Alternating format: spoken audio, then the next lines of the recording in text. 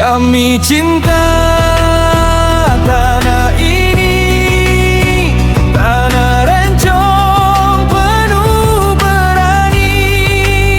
Kritik lahir dari peduli, bukan untuk saling membenci.